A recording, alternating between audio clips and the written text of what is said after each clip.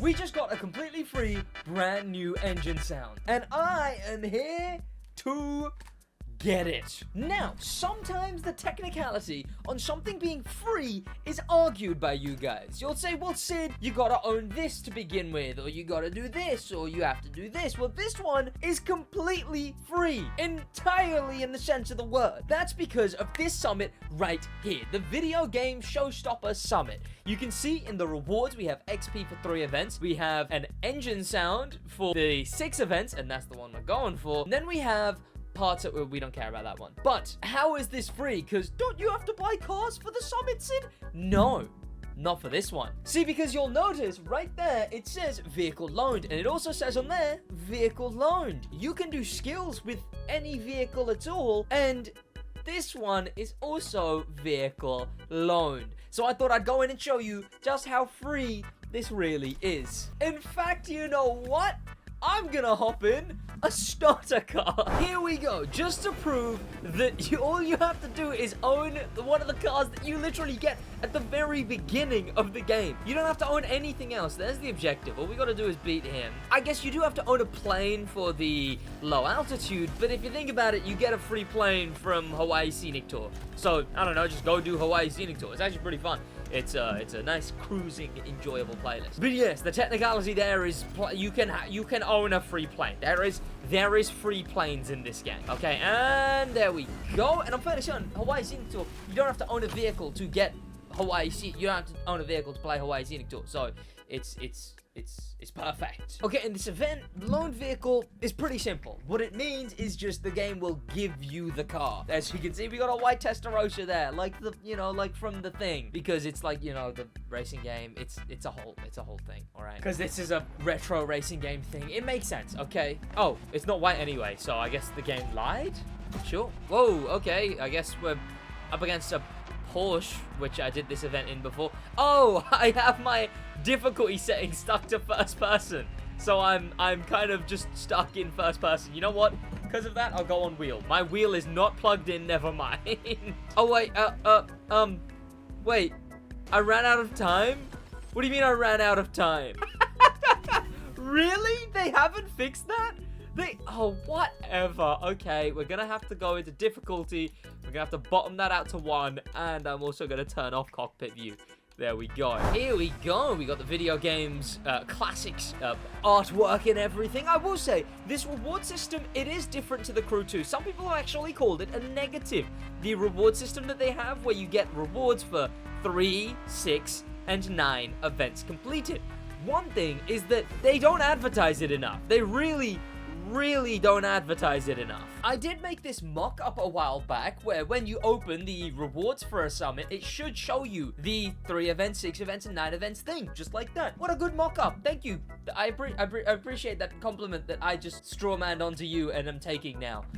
Also, by the way, next episode with Black Panther is out today on the podcast. So subscribe to the podcast to check out my second half of the episode with Black Panther. Back to this. But the old system in the Crew 2, it was every event where you would get an extra reward. Every event would be 100k bucks. 200,000 followers. Well, not obviously every event being this, as in like each event would have one of 50k bucks, followers, a full parts set, just something would be anywhere on the summit per event. This way, it's every 3 events, and you don't even really realize unless you're really looking for it. I assume you guys knew these rewards did exist. I don't know why I just remixed my sentence there. I think that's just called a starter now that I think about it. Oh, whoa, oh god. Jesus. Speaking of rewards, the clean driving and the Gymkhana bonus and the dirty driving bonus that they've put on a bunch of these events, those are really useless. Because all those are is money. The infinite nitrous one, that makes sense because that's an actual gameplay change. The clean driving and the Gymkhana and the dirty driving modifiers that they've put on these events, utterly useless. What I think they should do instead is they should have a separate reward. When they do stuff like this, have a separate reward. So that if you finish a summit event with that bonus full, then it gives you a secondary reward. It doesn't have to be on your best run. Just when you finish a full clean driving a full gymkhana, a full dirty driving, it gives you a bonus reward. That's what I think they should do. Because then there's a replayability to the summit. Sure, you get your best run, but if you want this extra vanity, extra whatever, you can hop in and instead go to get the clean driving. You'll obviously might take longer, especially if you're using dirty driving, it'll take longer. Gymkhana, it'll take longer, but it won't mess with your best run. It'll just get you a maxed out score run for an extra reward. Okay, whoa, this is a good race. What a playlist is this from? This is a nice race, I will say. Is it the final event for Vintage Garage? I'm not sure. This is a very nice event though. And I'm starting to appreciate the artwork change and whatnot a bit more. I don't know, still could have done more. I did finish the main stage legacy thing, by the way. I played all 3 of them and they were pretty good. I played them all in first person on wheel and they were just as much as I enjoyed playing the playlists originally. Instead of actually being engaged in the playlist, I had a YouTube video on the side. So, you know, it was all right. All my criticisms of Main Stage Legacy still stand. 67,000 points? Oh god, I'm terrible. Thankfully, you don't need a good run to now finally have unlocked the... Oh, you don't even have to collect it. You just get it straight away. Okay, damn, alright, I'll take it. Oh, and motocross parts. I actually need to do that because I don't have motocross maxed out, so I will actually probably do the rest of these, the rest of this summit. But not now. For now, we gotta check out a new engine sound. Let's put the game volume up. There we go. And let's use this thing. Let's use this thing to begin. Here we go. If you notice, my one it's got low poly smoke. It's got a video game style nitrous as well, because this one is fully made already to be a retro video game type car. But what they've done is they've given us an engine sound. Hang on, let me listen to this thing. Let's get a listen to this thing first. Here we go.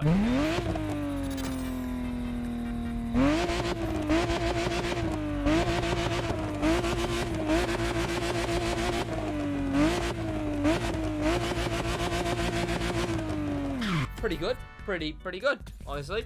And now, let's find Vanity's engine swaps. Oh, I did actually use Rumble Tumble, but that doesn't really matter. That only changes the pops and bangs. But this new one is a full-on swap, and it is there. Retro engineering.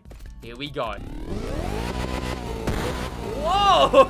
Oh, and it's got the pops and bangs from the... Oh, I'll show you.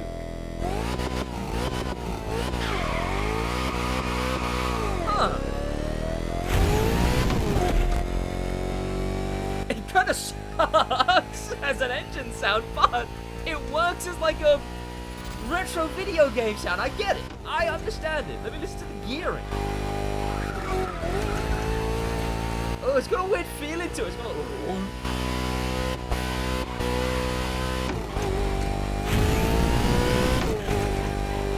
But there is cars that come with this pop and bang sound by default. The first one is the Mazda Turbo Outline Edition. That has it, but the one I'll show, for example, is in Hypercar. And that is the Proto Flashback. Makes sense, right? It's a flashback vehicle, so obviously it's gonna have these pops and bangs.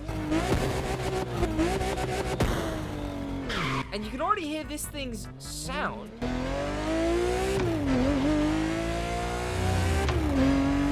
Already has that bit of a retro tinge to it. Like, listen to the gearing sound. Go on, listen to the gearing sound.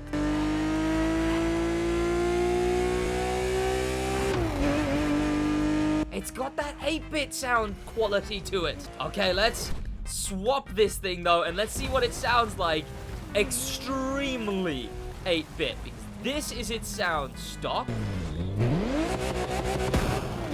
And this is its sound with this. Pretty close, to be fair. And this is the car that it would be close to. So let's try it on some more wild and wacky things. Okay. What's vaguely still video game related? Retro video game related. Ooh, hang on, let me think. But it needs to be something that would maybe still sound cool. I was gonna go with the Driver San Francisco Dodge, but it just look, it would not make any sense on this thing or the base model of the driver San Francisco Dodge. It just wouldn't have made sense. What does this thing sound like? Oh, there we are. Yes. That's some power. Because if you didn't know, these engine sounds do sound different based on the power of the vehicle. Even though they are full swaps, they are slightly different based on that change. This one specifically has a lot more power. So let's instead, one, max this thing out so it has the most power possible, and also go into Vanities, go down, and pop on the Retro Engineering Sound Swap. Here we go. Oh, sounds like an alien ship.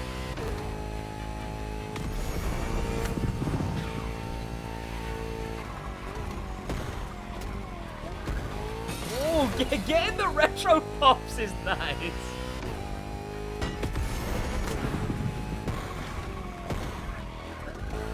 It doesn't seem to have visual pops for some reason, but it has the sound, but it doesn't actually have like a physical pop, which is annoying. I thought they fixed that, but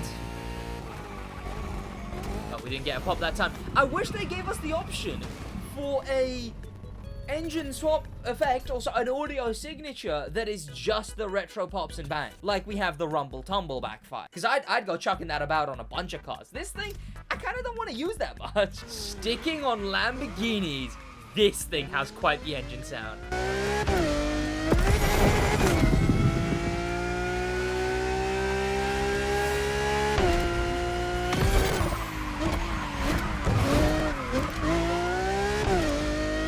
And is a completely different tinge of sound. It's the sort of more, how do I even describe it? It's the racing car type sound more. I don't know. Someone probably knows what that actual engine is. So, well, then again, I say that as if Ivory Tower is accurate at all with these engine sounds. Look, they're good engine sounds, but they are not accurate. Here we go.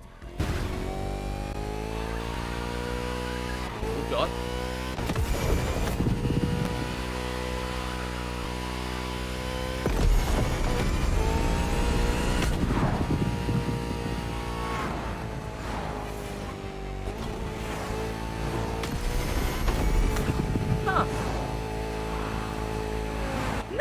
Just gets old. It kind of just gets really old higher up. I'd rather put it on the lower rated cars, the slower cars, because up here it just kind of is just like it's like an error sound.